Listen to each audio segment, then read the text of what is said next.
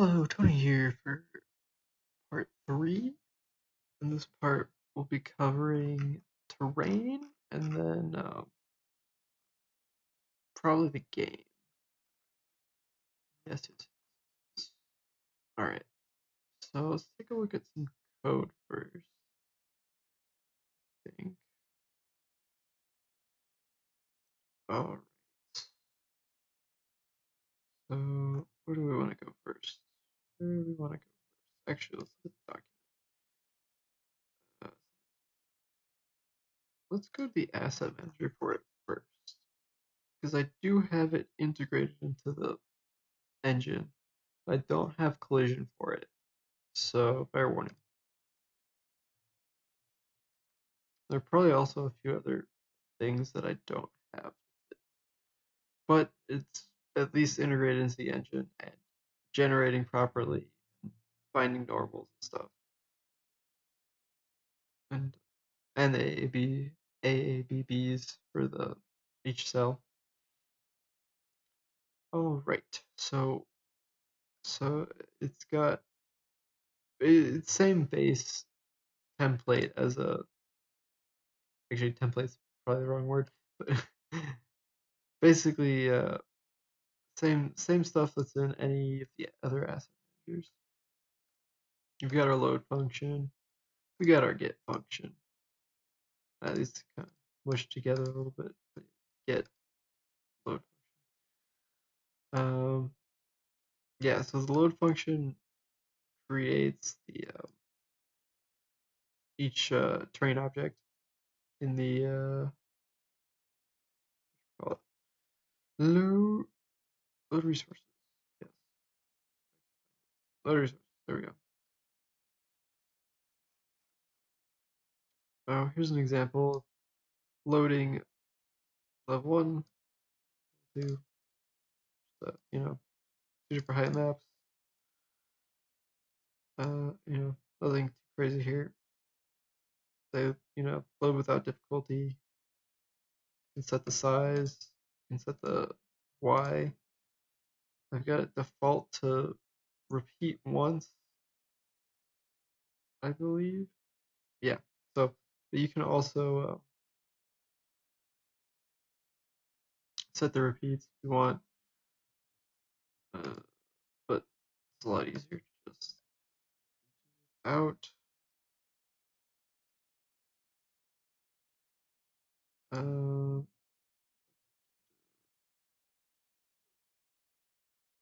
right. Yeah.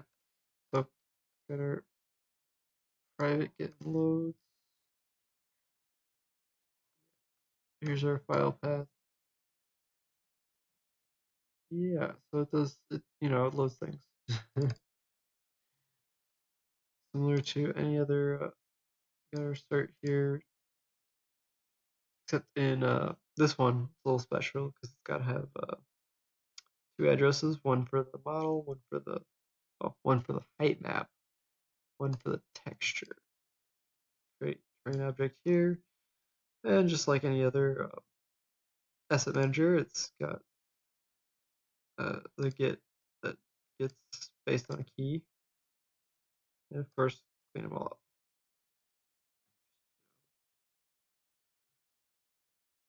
Show that it actually cleans stuff up. See, there's our 2 trains. Got cleaned up. Clean up the instance. Whoop-de-doo. Right, so that should be it for the object, terrain object manager. Okie doke. That means we're moving on to probably the terrain manager. Also, let's bring up the AABB data. I just got this in a separate file. Pass that around without too much hassle. Right, so terrain manager is pretty light. Basically just acts as the intermediary to take care of the whatever terrain object is, it manages the current terrain object. Surprise. Also, let's set the current one. So yeah, we got our set train function here. Basically, takes out a train, which you would get from the get function in the asset manager, the training objects, which you just pass into this function and it'll sort it out. And of course, it doesn't delete the train objects because that's the asset manager's job. So it just swaps the pointer out for the new one. Yeah. Consequently, it doesn't has no destructors. It doesn't require a defined destructor. It doesn't have anything that's it's newing. Right. So just got a like wrapper function here that well basically this provides access. This is really an accessor. This provides access to the get train normal function on the train, and then of course same for the get AABB. I'll demo it a little bit. Right, a little bit more go here, or we're done. A little bit more. I do have an iterator, but as I said, this part's not done yet. So yeah, wasted effort, I guess. Unless I want to go back and do it, I suppose. But I don't know. Future is the future. Right now, let's just get through this video. How far am I? 7 minutes? Not too bad. We're almost done with terrain. Alright, terrain object. So this is a big boy. This is where all the magic happens. I decided to make it drawable, make it easier on myself. Like we discussed in class, one of the ways of doing it. Right. So we've got our various bits and bobs here. Actually, I should probably look at the what are we doing here? Right. Train manager is a singleton. You would actually no, it's not. It's part of it's scene level. Yeah, so it's not a single. It's actually not a single. I don't know if you're gonna take points off for that, but that's the way I did it. Question mark. Main methods. Right, yeah. So just went over the load and get. What is runtime? Yeah, it's a okay. Load get yeah overloads option. Well, I don't have any real overloads in this case, so I guess not ease of use, but they basically define they define the key for themselves, and then they get just have to use that key. So I would think that's pretty easy use. I don't know how much further you want to go with that, unless you want me to generate like terrains for the user automatically. Right. So duplication slash existence of key test. Yeah, there's a key test. I already showed that. It's a cert. Certs are right. So what's runtime cost? Yeah, it's login. It's a STD map. I don't know what else it would be. uh, Again, well, since we're going through it again, might as well go back. There's a map. Pretty much just copy and paste it over from all the other asset managers, and then tuned it up to a little bit. Bingo bongo. Yeah, nice. Login find function does thing and stuff. Okay, I mean that's pretty efficient for something that you don't do very often. This confuses me. But okay, sure, good. I think I did good. Delete. Yeah, actually I did show that. I believe. Or was that something else? No, no, I showed it. I should delete things. All right, so default asset needed by engine. I did not do that. I didn't know we needed to do that.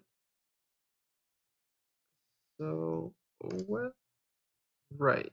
So just I don't have collision. Sorry about that. Or what is this? Project point onto terrain. I got a couple of these. Right.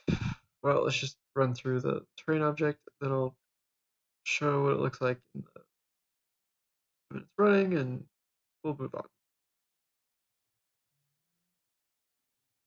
Right. Okie dokie. So got right. Got the get AAB function here. Get the AAB of your current cell, whichever point you give it. So presumably wherever the player is. And then we've got get terrain object normal. Works similarly, but returns a normal. It's not barycentric. I tried to do barycentric. I failed. Right. So okay, let's get into it. Let's start at a lot to go through here. Right. So this is most of this is from rendering. Just tweaked it a bit, like adding the GL bytes. Uh, yes, we've got our normals here. We've got all the other arrays. These, of course, will get deleted later because they get shipped off the GPU, and we don't want to keep them. Yeah, they do. They are deleted down here right after I ship them off to the GPU to be part of a model, or well, however that works. Okie dokie. So got first loop here. Yes, there's multiple loops. This is not the prettiest contraption, but it works. And I don't think I'm wasting too much as far as efficiency goes. But regardless, it's only done once, so inefficiency here is somewhat okay. Not that I didn't try to be efficient here, just it's more important that it works in all cases. Plus, it's mostly gonna have to do this much work regardless for the most part. So anyway, uh, for loop. So yeah. So iterates through the a by row of the image. So basically, you take the I is the row number, and then the J is the individual cell in the row, or vertex in the row in this case. So yeah, it's kind of hard to explain without picture, but I'll run it a second. It'll make a little more sense. Although I guess I'm not running it with the wireframe, so maybe it won't make that much more sense. Anyway, here's the UVs and all that. Yeah. So I move the normal part out of here to the not that you would care because you don't really know what before was, but I used to do the normals here back when I imported over from rendering class. But then I discovered my normals were wrong, so I had to redo them, and I decided to move them because of how I was redoing them, which we will now look at. So here's the second loop or second set of loops, I guess, which is the piece the triangles together now that we have all the vertices generated. So same deal.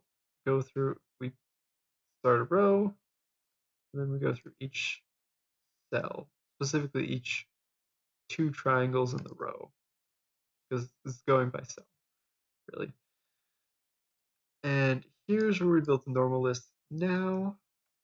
So take our A, B, C, D points slash vectors, and then we cross them to get our two normals, one for each triangle, and then I set the normal for each vertex. So yeah, this is my solution for my botched normal attempt before, where I was crossing like two vectors or something. It was like almost right, but it wasn't right. I thought it might be right, but no. Once I got the line function working on the visualizer, I discovered it was definitely not right. So now it's as right as it gets, unless I want to do something a little more complicated, like add the normals together, have it like bleed over to triangles. But I didn't do that, so because limited time and all that. Anyway, how long? I need to wrap up terrain. Right, so we're building the triangle list. It's really just these two lines here that builds the triangle list. Kind of how far you fallen. This loop just used to be for the triangles, but I kind of hijacked it for the normals and the AABB list, which require a lot more space. But it just makes more sense to put these in here with the triangle loop, because they're kind of going by cell instead of by vertex. So it makes it a lot easier to do it like this. All right. So that's those two loops. Then I've got another short loop here to just run through and clean up. Like it's no shorter, but less to do each time. But essentially, it's a loop to go through and clean up the normals, because of all the crosses, they uh, need to be zeroed out at the W and normalized. And then also, now that we have a list of normals, since I didn't generate it up here, I went back and put the normals in the for list in the right places. Then yeah, got our model, which is nice. I'm actually pretty happy with this, despite the mess that this is as far as just looking at it. But I mean, it generates the end product. So yeah, we've got our structure here. Already proved that the asset manager destructs it, but might as well. Loop. Look at that. It gets destroyed. Fun times. This should be everything in the. Yeah. So we've got all our things that we're creating here, besides the two arrays that get destroyed. Loop. All right. Here's our indexing functions, which you probably saw earlier, but used a bunch of times. Yep. Here's the activation, deactivation of terrain. That's when you switch terrains. So because they're already generated at the start, I need to put in a activate, deactivate. So basically, it just registers it to draw it. Yeah. Wireframe, in case you want to make wireframe. All right, right here we've got. Sorry for all the debug stuff. So here's get the normal. Not using barycentric. I tried doing barycentric, didn't quite get done, but I was at least starting to understand the math, so I guess it's a win. I like to think just understanding the math is a win. Anyway, uh, my mess of a life aside, we've got the get A, B, so this gets the max and the min in the data structure of the A, B data. Here, max min, fancy dancy. All right, let's show it off, and then yeah. So I got a little tech demo here. Show this off because I don't have it in my game. Right, let's zoom in. So I just got my flying tank here.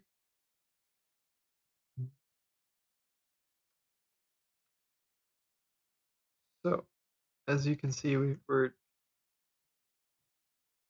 generating or not generating, we're visualizing the box right below it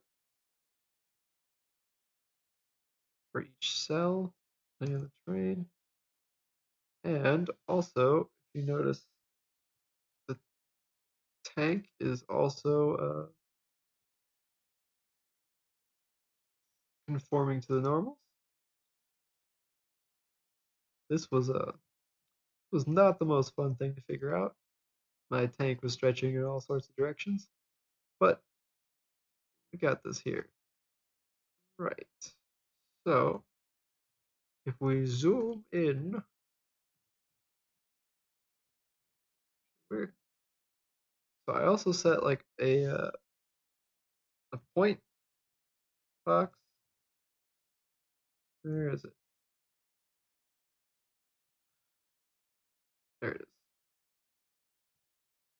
I don't know why it was showing up. Wasn't showing. Oh, probably because it was going blanched almond, which is the same color as the box. No wonder I didn't see it before. Right. So if it's I set that point there, right here. So if it's blanched almond or whitish, then it's on it's on one triangle, which I believe is this one right here. Yeah, I think it's the left bottom left one.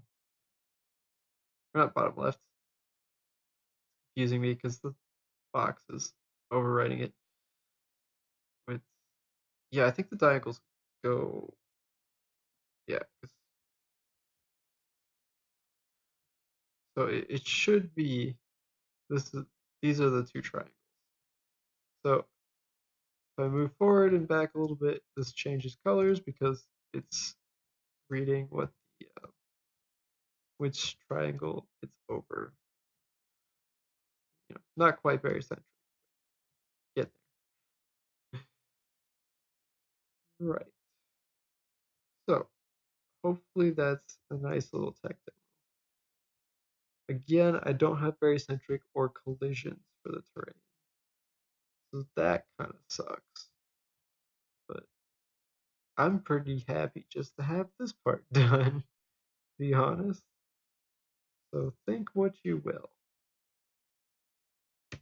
Alright, so how far am I into video? I probably should cut this off and chop it up and stuff. Yeah, I think I'll just blend the game with personal projects. Okay, I think that's everything we got for terrain. Yeah. Alright, so I'll be cutting off here. See you in the next one.